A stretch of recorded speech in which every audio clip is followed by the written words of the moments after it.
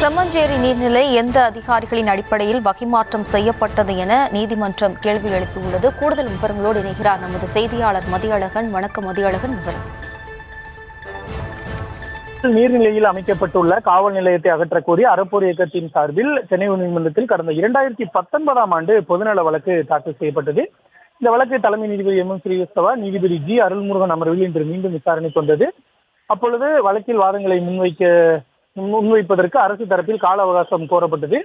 இதற்கு கடும் அதிருப்தி தெரிவித்த நீதிபதிகள் 61 ஹெக்டேர் பரப்பு நீர்நிலை இப்பொழுது பெருமளவில் சுருங்கிவிட்டது. வருவாய்த்துறை ஆவணங்களில் நீர்நிலை என குறிப்பிட்டுள்ள செம்மஞ்சேரி, தாமரைக்கேணி ஏரியை மேய்க்கால் சாலை என வகை மாற்றம் செய்யப்பட்டுள்ளது. எந்த அதிகாரத்தின் அடிப்படையில் நிலம் வகை மாற்றம் செய்யப்பட்டது?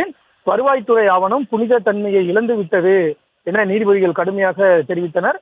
மேலும் காவல் நிலையம் மட்டுமல்ல, இந்த நீர்நிலையில் பல கட்டடங்கள் கட்டப்பட்டுள்ளன, அவை அனைத்தையும் அகற்ற உத்தரவிடப்படும் எனவும் எச்சரித்த நீதிபதிகள் நீர்நிலையை வகை மாற்றம் செய்த விவகாரத்தில் தொடர்புடைய அதிகாரிகள் மீதும் நடவடிக்கை எடுக்க உத்தரவிடப்படும் எனவும் எச்சரித்து வழக்கினுடைய விசாரணையை ஜனவரி 27ஆம் தேதிக்கு ஒத்திவைத்தனர்.